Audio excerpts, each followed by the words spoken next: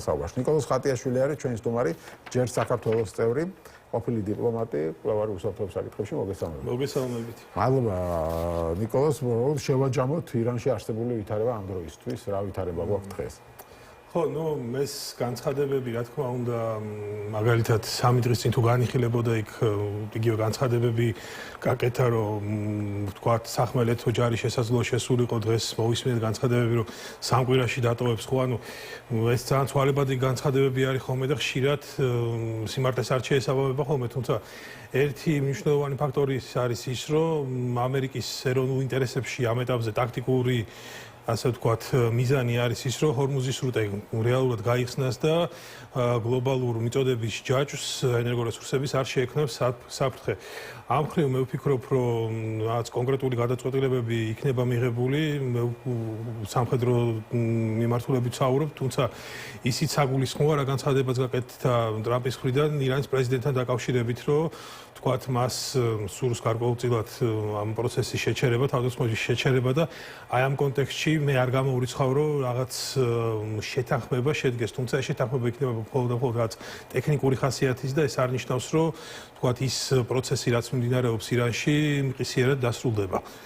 რაც შეეხება თქვენ ახსენეთ ნატოს და ტრამპის მხრიდან ნატოს მიმართ გაკეთებული რიტორიკა, ხო, ვიდრე ნატოზე გადავართ, ეს როცა ამბობს, რომ ირანის ახალი რეჟიმის პრეზიდენტმა გაცილებით ნაკლებად რადიკალიზებულმაო და თავის წინამორბედზე უფრო ჭკვიანმა ვის გულისხმობს ამ ახალი რეჟიმის პრეზიდენტს? სავარაუდოდ მოქმედ პრეზიდენტს გულისხმობს ის, იმიტომ რომ რეალურად ჩვენ რომ რამდენიმე წლით უკან გადავიდეთ, ხო, როდესაც ირანის საპრეზიდენტო არჩევნები მიმდინარეობდა, მაინც და მაინც დიდად, ასე ვთქვათ, სულიერ ლიდერშიპს არ ქონდა მის მიმართ დიდი მხარდაჭერა და უფრო მნიშვნელოვანი არის ის, რომ მოქმედმა ირანის პრეზიდენტმა თავისი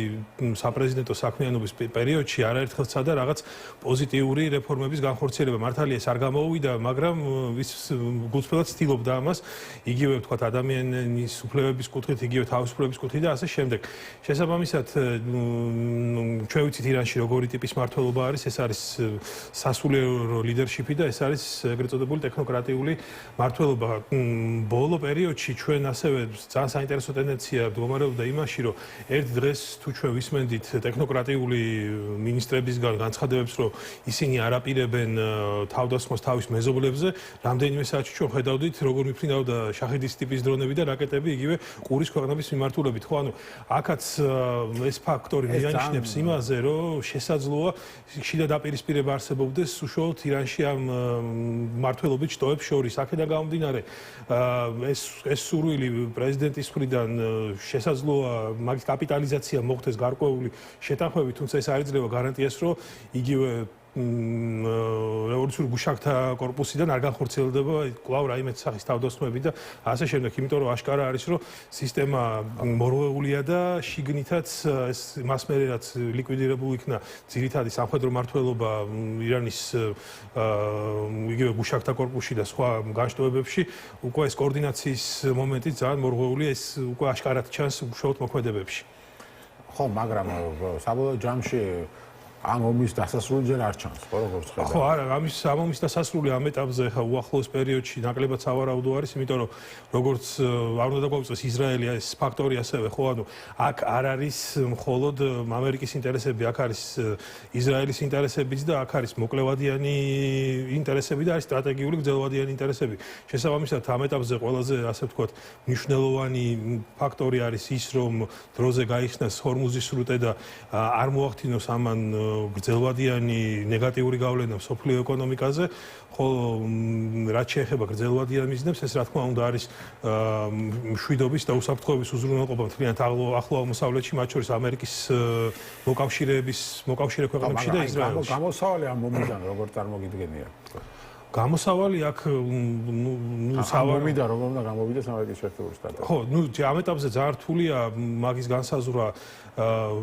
პირველ რიგში როგორ გამოვა, თქვათ, რა მოქმედებებს განახორციელებს ის, თქვათ, მოახდენს თუ თავარი კითხვა ისმის მაინც იმასთან დაკავშირებით, რომ მოახდენს ის სახმელეთო ოპერაციას შევა იქ ამერიკული ჯარი, თქვათ რა პოზიცია ექნებათ მეზობელ ქვეყნებს ისინი ჩართვებიან ამაში თუ არა ევროპის პოზიცია ძალიან მნიშვნელოვანია და სხვათა შორის აქ კარგად გამოჩნდა ევროპის მნიშვნელობა ამერიკის უსაფრთხოებისთვის ზუსტად ამ კონტექსტში იმიტომ რომ ჩვენ ვნახეთ რომ რიგმა ევროპულმა ქვეყნებმა მიგივე სამხედრო მხარდაჭერა აღმოუჩინეს გაუშვეს თავისი გემები ხმელთაშუა ზღვაში და აი აქ ზუსტად გამოჩნდა იმიტომ რომ წინა თვეებში ჩვენ აქტიურად გვესმოდა ამერიკის მხრიდან რიტორიკა თითქოს ევროპა ევროპული ქვეყნები უარი თქოს ხო მაგრამ ესპანეთი სასტიკოა კი და ზუსტად აი ნატოს კონტექსტში ესპანეთი იყო ერთ-ერთი ფაქტორი ალბათ რატომაც აგერ ხედავთ ბრიტანეთი ხომ ხანისია ხანასე ხო კი ანუ თუმცა ისიც უნდა ითქვას რომ თუ ამ პროცესის ესკალაცია მოხდება და რეალური საფრთხე დაემუქრებათ ევროპული ქვეყნების ინტერესებს იმ ევროპული ქვეყნების რომლებიც ახლა თქვა ჩუმად არიან და თავს იკავებენ პროცესებში ჩაბმისგან მაშინ მოსალოდნელი არის რომ ისინი გადადგავენ ამ ნაბიჯს და ჩართვებიან რაიმე სახით ამ პროცესში მაგრამ კიდევ ერთხელ ვიტყვი რომ ამ ეტაპზე მთავარი არის ამერიკისთვის რომ ეს ჰორმუზის სრუტე გაიხსნას და მე უკვე ხო ამაში უნდა სწორედ დახმარება ხო მაგრამ კი მაგრამ ხო შესაძლოა ის ამბობს რომ თუ აღარ გექნებათ საწვავი თქვენ თავს მოგეკითხეთ ხო ჯერჯერობით მიდით და აიღეთო ხო ნუ ჯერჯერობით ახერხებენ ესენი რაღაც ამ სიტუაციიდან გამომოსოს მაგრამ თუ უფრო გამწვავდება ვფიქრობ რომ რაღაც ნაბიჯების იზოლებულები გახდებიან უბრალოდ რაღაც ნაბიჯები გადგან ისევ და ისევ თავისი ეროვნული ინტერესებიდან გამომდინარე კი ბატონო, ну ამ ვითარებაში ეს კრიტიკა ნატოსთან დაკავშირებით რამდენად სამართლიანია ტრამპის. მე სიმართლე გითხრა, მე რა არ მიკურს ეს კრიტიკა, იმიტომ რომ ეს პირველად არ ხდება თუ გავიხსენებთ ტრამპის გაპრეზიდენტების პირველ თვეებს, ის საკმაოდ კრიტიკული იყო ნატოს მიმართ იმ მიზეზით, რომ თქვა მეტი თანხა უნდა გაიღოთ თქვენი უსაფრთხოებისთვის ნუ იქნებით დამოკიდებულები ამერიკაზე და ეს ტენდენცია ისtildeობდა ამ ტენდენციის შეცვლას და ეხლა ჩვენ ვნახეთ ესპანეთმა არ დაუთმო საჰაერო სივრცე ამერიკულ სამხედრო თვითმფრინავებს და ეს გახდა ტრამპის გაღიზიანების მიზეზი და კვლავ მან დაიწყო აპელირება ნატოს, იმიტომ რომ ესპანეთი როგორც ნატოს წევრი კრიტიკის ქარცელში მოექცა და აქედან გამომდინარე უკვე ნატოზე დაიწყო აპელირება, მათ შორის ახლა დიდი ბრიტანეთის ნატოს წევრი არის და შესაბამისად ეს კრიტიკა მოსალოდნელი იყო, თუმცა ეს არ ნიშნავს რომ ამერიკა დატოვებს ნატოს, იმიტომ რომ კიდევ ერთხელ ვიმეორებ, აი ამ ირანის ომმაც დაანახა ამერიკის შეერთებულ შტატებს ევროპელი მოკავშირეების მნიშვნელობა. მიუხედავად იმისა, რომ ყველა არ არის ჩართული, მაინც რაღაც დონეზე მათ მნიშვნელოვანი მხარდაჭერა მიიღეს ირანთან დაკავშირებით. Pravda, რეალობასთან ახლოს არის შენი აზრით ნატოს ამერიკის გასვლის. ამ ეტაპზე ნაკლებად რეალისტურად მეჩვენება, მაგრამ გასაგებია ის იანვარში და თებერვალში იმუქრებოდა ნატოს გასვლასთან დაკავშირებით. რაღაც მიტოვებულად გრძნობს თავს. ნუ ნახოთ, დავალდოთ, მაგრამ არგუმენტი აქვს. ხო, ხა არ უკითხავს ნატოსთვის ამ ომის დაწყებად, ხა შენ რო არ კითხავენ ომის დაწყებას და უშენო დაიწყებენ რაღაცას, ხო. იქ მე რატომ უნდა გთხოვენ ჩართვა? მან თავის პროცედურები აქვს ნატოსაც ახლა მეხუთე მუხლის ამოქმედება თქვა რაღაც კონფლიქტში შესვლა ეს დაკავშირებულია პროცედურებთან, კონსენსუსთან, ასევე მრავალ ფაქტორთან და ესე მარტივად ეს არ ხდება შესაბამისად ამ ეტაპზე ნუ ეს რიტორიკა გასაგები არის ტრამპის მხრიდან, იმიტომ რომ მართლაც ხა ესპანეთი საჰაერო სივრცეს რო არ უთმობ ნატოს წევრ ქვეყანას, ცოტა შეიძლება რაც კითხვებთან იყოს დაკავშირებული. ის ეშინია გაუშვათ ესპანეთს, დიდ ბრიტანეთს. ესპანეთი ახლოს არის ხა ეს ორი ქვეყანა, ხო, ხა ირანთან. მეცით რა ხა ესპანეთის შემთხვევაში ამჟამინდელი ხელისუფლება საკმაოდ სოციალისტები. კი, ძალიან ისეთი ცოტა განსხვავებული მიდგომები აქვს მიუხედავად იმისა, რომ თქვათ ძირითადი ოპოზიციური ძალები ვინც არიან ესპანეთში ემხრობიან ამ იდეას, ამიტომ ისევ და ისევ მე ვფიქრობ ეგ უფრო გამოწვეული არის პარტიული ინტერესებიდან და არა თქვათ საერთო ინტერესებიდან. ხო, აი ამ შემთხვევაშიც საინტერესო არის მაგათი პოზიცია, იმიტომ რომ ბრიტანეთი როგორც წესი ყოველთვის ასეთი ტიპის კონფლიქტებში ჩართვისკენ იყო მიმართული, ხა ჩვენ სხვადასხვა საერთაშორისო მისიებიც ნანახი გვაქვს, როდესაც ბრიტანეთი ჩართული იყო ხოლმე. ხო, მსულ ამერიკის გვერდით ვითარებაში, თუმცა მე ვფიქრობ, აი ისევ და ისევ ეს დამოკიდებული იქნება, მე არ გამოვიცხოვ ბრიტანეთმა შეცვალოს თავისი პოზიცია, ეს დამოკიდებული იქნება რა მოვლენები განვითარდება და რა დონის ესკალაცია მოყვება ამ ყველაფერს. იმიტომ რომ ჰორმუზის სრუტის ჩაკეტვა, ახლა ჩვენ უკვე ახლა დღესაც ჩვენზეც აისახა ფაქტიურად საქართველოსაც ნავთობის ფასების ცვლილებამ და ყველა ქვეყანაზე ნელ-ნელა აისახებოდა ეს უფრო გამწოვდებთ დროზე არ მოხდა ჰორმუზის სრუტის გახსნა, თუმცა თუ ეს გამწოვდება ხო ანუ მე ვფიქრობ რომ რაღაც ნაბიჯების გადადგმა მაინც მოუწევთ. შეიძლება თქვა პირდაპირ არ ჩაერთოს ბრიტანეთი, მაგრამ იგივე ლოჯისტიკური მხარდაჭერა აღმოუჩინოს ამ სხვადასხვა ფონზე გავრცელდა რომ რაღაც ბრიტანეთი ისევ იწყებს დაახლოებას ევროკავშირთან. ეხლა დაბრუნებაზე არ არის ლაპარაკი, მაგრამ უფრო დაახლოებაზე. თითქოს ისე გამოჩნდა რომ ბრიტანეთმა კარგად დაინახა რომ ევროპასთან უფრო არის მის ინტერესები ვიდრე ამერიკის შეერთებულ შტატებთან. ზოგადად ევროკავშირთან დაახლოებაზე ბრიტანეთის ტრამპის ადმინისტრაციამდეც აქტიურად მიდიოდა საუბარი და იგივე ბრექსიტის საკითხი წლების შემდეგ საკმაოდ დიდი კრიტიკის ქვეშ მოექცა უშუალოდ მოსახლეობის მხრიდან და ლოგიკურიც არის ახლა ბრიტანეთის დაახლოება ევროკავშირთან ეს გეოგრაფიული სიახლოვე ხო ანუ საუკუნეების განმავლობაში გრძელდებოდა ეს არის ელემენტარული პოლიტიკური მდგენელი რომ გამოვყოთ ამ სიტუაციიდან და ავიღოთ გეოგრაფიული მდებარეობა ხო ანუ ბუნებრივად ბრიტანეთი ყოველთვის ევროკავშირისთან ძალიან ახლოს იყო ეხლა რა თქმა უნდა წევრი არ არის თუმცა ამ კავშირებს მაინც ინარჩუნებს თუმცა არის თქვა იგივე ეკონომიკური ფაქტორები და არის პოლიტიკური ფაქტორები რის გამოც ბრიტანეთის ინტერესებში არის ევროკავშირთან მჭიდრო კავშირების გაბმა მე ეს ხაზგასმით ვერ ვიტყვი რომ უახლოეს პერსპექტივაში ბრიტანეთი კვლავ შევა ევროკავშირის საუბარი მაგრამ დაახლოებისგან აბიჯებს ისევ დგას. ასევე ისიც აღსანიშნავია რომ ისლანდიაც აქტიურად ცდილობს ევროკავშირში გაწევრიანებას და უბრალოდ ნორვეგიაზეც იყო საუბარი. კი, ნორვეგიაზეც იყო უბრალოდ აქ ტენდენცია არის ის რომ ევროპა კარგად ხედავს იმ საფრთხეებს, რა საფრთხეების წინაშე შეიძლება ეგ დადგეს იგივე რუსეთის კონტექსტში და სწორედ ეს ერთიანობა და ერთობლივი ძალისხმევა და ერთობლივი მედეგობის შემუშავება არის ის გზა, რომელიც ევროკავშირს ხელს შეუწყობს თავისი უსაფრთხოების ქოლგის გაძლიერებაში და ეს ქვეყნებიც აცნობიერებენ ამას და პრინციპი ძალაერთობაშია მოქმედებენ. კი ბატონო და ჩვენი ქვეყანაც აღმოჩნდა ამ ამბავში გარეული თვალსაზრისით რომ ჯერ დაგვირეკა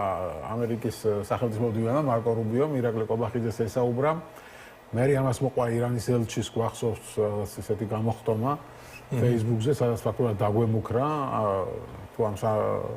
ну ფაქტობრივად ის იყო რომ ყველა ქვეყანამ წააგო ვინც ამერიკას რაღაც ამავდროულად აყვადა ასე შემო მუქარა იყო შეიძლება ითქვას და დღეს მოხდა ის რომ ამერიკის სამხედრო თვითმფრინავი დაეშვა თბილისის აეროპორტში ну არავინ არ იცის ახლა რა მიზნით მაგრამ ეს ფაქტი რაღაც ერთმანეთს ეს სამი ფაქტი ერთმანეთს დაემთხვა როგორ შეაფასებთ ამ მოვლენას რა ხდება ჩვენს თავს თქვენი აზრით და საქართველოს ხელისუფლება რომ არანაირ განცხადებას ოფიციალურ დონეზე არ აკეთებს ირანის ელჩის მუქარიდან გამომდინარე ხო ერთი ალდა ჰუდუშაუს კითხეს და ალდა ჰუდუშაუმა თქვა რომ ვერანაირ კომენტარს ვერ გავაკეთებ ამისთვის ქვეყანაში არსებობს საგარეო საქმეთა სამინისტრო მაგრამ სად არის საგარეო საქმეთა სამინისტრო ორი დღეა დუბს 48 საათი გავიდა და ხმას არ იღებს ხო, ну, რაც შეეხება უშუალოდ რუბიოსთან კომუნიკაციას და ზარს, ხო, ეს ადრე თუ გვიან მოსალოდნელიც იყო იქიდან გამომდინარე, რომ საქართველოს მნიშვნელოვანი როლი გააჩნია რეგიონში და ამ ზარის განხორციელებაც გარკვეულწილად შესაძლოა ლოგიკურიც იყოს მიუხედავად იმ პოლიტიკური, თქვა, სხვადასხვა შეფასებისა, რაც გვესმის ამ ზართან დაკავშირებით, ხო? ჩვენ მოვისმენთ სხვადასხვა ვერსიები, თითქოს ეს იყო მიმართული იმისთვის, რომ გადატვირთვა იწყებაო და სხვადასხვა კონტექსტში წარმოჩენილი, მაგრამ ჩემი სუბიექტური აზრით მე ვფიქრობ, რომ ეს ზარი მეტად დამოკიდებული იყო. ნუ ორი ძირითადი ფაქტორი არის, რატო შეიძლება და ჩემი შეფასებით გაკეთებული იყო პირველი ის, რომ უშუალოდ ირანთან დაკავშირებით გარკვეულწილად შესაძლოა მოისმინეს ხელისუფლების პოზიცია, რა პოზიცია აქვს საქართველოს ხელისუფლებას ირანთან მიმართებით, თქვათ, რას აპირებენ და ასე შემდეგ და მეორე შესაძლოა არ დაგვაუწეს რომ რამდენიმე დღის წინ ამერიკის სახელმწიფო დეპარტამენტის მაღალჩინოსანი იყო საქართველოში ჩამოსული და არ გამოურიცხავა რომ გარკვეული გზავნილები ჩამოიტანა მან საქართველოს ხელისუფლების მიმართ და რუბიოსთან შესაძლოა ეს გზავნილები მოვლენებიც იყო განხილული, თუმცა ის ფაქტორი, რომ ეს ზარი მიმართული იყო რაღაც კონკრეტული ურთიერთობების გარკვევისთვის, ნაკლებად სავარაუდოდ მეჩვენება თან ზოგადად დიპლომატიაში ბევრი რაღაც იკითხება ხოლმე სტრიქონებს მიღმა და თუ შევხედოთ ჩვენ ამერიკის სახელმწიფო დეპარტამენტის განცხადებას, ხო ანუ ვინც ერკვევა ამ საკითხში და ვინც იცის ეგეთი ტიპის განცხადებები ნაკლებად პოზიტიურად შეიძლება აღიქვას ზოგადად კონტექსტში ეს და ამიტომ შესაძლოა ტექნიკური საუბარი ყოფილიყო ტექნიკურ საკითხებზე ზოგადად უსაფრთხოების გარემოზე რეგიონში და ხა ეს თვითონ ჩამოფრენაც ალბათ როები ჩამოფრენდა არ ვიცი ხა საწვავი შეივსო თუ რა მოხდა მაგრამ თურქეთისკენ გაფრინდა მაგრამ ხო ანუ მაგაზე შეიძლება რაღაც ასეთი ლოჯისტიკური რაღაცებისთვის ხო აი ზუსტად მაგაზე ეს ვახსენე რომ ტექნიკური კუთხით შეიძლება ყოფილიყო ეს საუბარი ეს აღმოჩნდა რომ ირანს აღიზიანებს და შეიძლება საფრთხის ქვეშ აღმოჩნდეთ კი და თან თვითონ ამ ირანის ელჩის განცხადებაში ძალიან ისეთი საუბარი იყო თითქოს საქართველოს დათანხმდა რაღაც პირობებს ამერიკასთან და თითქოს ამათმა გაიგეს ამის შესახებ რაც ისეთი შთაბეჭდილება რჩებოდა მაგრამ ის რომ რეაქცია არ მოხდა რა თქმა უნდა ძალიან გასაკვირია იმიტომ რომ ელჩი მაინც უნდა დაებარებინათ საგარეო საქმეთა სამინისტროში და მოეთხოვა სტანდარტული დიპლომატიური ყველა ამას კითხულობს ხო რომ წარმოვიდგინოთ ახლა ეს ევროკავშირის ელჩი თქვა ასეთი რამან გერმანიის ელჩი რომელიც სულ ანძღავენ ახლა დაბარებული იქნებოდა საგარეოში იმ წამსვე. კი, იმიტომ რომ ახლა ჩვენ როდესაც ხედავთ ჩვენი მეგობარი ქვეყნების მხრიდან გარკვეულ კრიტიკას და ამ კრიტიკის გამო იბარებენ მაგაც საელჩოებს სამინისტროში და რაღაც მტრად შერაცხავენ ხოლმე და აბრალებენ რომ ჩვენ სუვერენიტეტში ერევიათ. რეალური ჩარევა ჩვენ სუვერენიტეტში და მუხარა იყო ეს განცხადება, რაზეც რეაგირებაც არ ყოფილა და მინიმუმ რაც დიპლომატიაში აპრობირებული მეთოდი არის, უნდა ელჩი დაებარებინათ მაინც სამინისტროში და ახსნა განმარტება მოეთხოვათ, რატო გააკეთა ეგეთი განცხადება და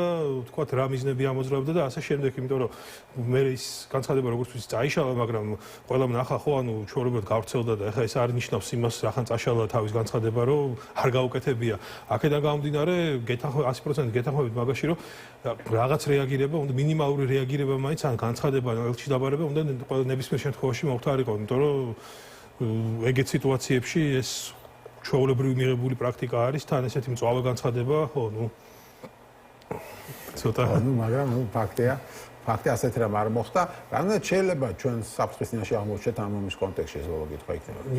ვიცით რა არის ახლა იმის გათვალისწინებით, რომ ქართულ ოცნებას კარგი ურთიერთობები აქვს ირანთან და შესაბამისად არ განიხილება საქართველოს როგორც მტრულად მტერი სახელმწიფო, ხო მე ნაკლებად სავარაუდოდ მიმაჩნია რაიმე სახის საფრთხის წინაშე რომ დაждდეთ საქართველოს რა თქმა უნდა გამორიცხული არასდროს არაფერი არ არის, ოდესაც ჩვენს რეგიონში ომი მიმდინარეობს შესამეზობლოში, მაგრამ პოლიტიკური კუთხით და არსებული ურთიერთობების გათვალისწინებით მე არ ამგონია რაიმე პირდაპირ საფრთხე საქართველოს ემუქრებოდეს. ეხლა რა თქმა უნდა, ჰორმუზის სრუტეში რაც მიმდინარეობს ეკონომიკურად ჩვენზეც და უარყოფით გავლენას ახდენს, მაგრამ უშუალოდ რაღაცა სამხედრო კუთხით ეგ გამეტავზე აზერბაიჯანში ჩამოვარდა ერთი ბომბი, ხო? ხო, ნუ ირანი როცა გაბრაზდა. კი, ეგეც არის, მაგრამ ჯერჯერობით საქართველოს ითვლება ირანის ახლო ქვეყნად და არ ამგონია რომ ეს გააკეთონ, თუმცა რა თქმა უნდა ზოგადად ომში არაფერი არ არის გამორიცხული, მაგრამ ამ მდგენელების გათვალისწინებით და ამ ფაქტორების გათვალისწინებით ნაკლებად სავარაუდოა. იმედია რომ არ მოხდება. მადლობა დიდი გადაცემაში სტუმრობისთვის. ნიკოლოზ ხატიაშვილი ჯერ საქართველოს წევრი ყოფილი დიპლომატი იყო ჩვენი სტუმარი.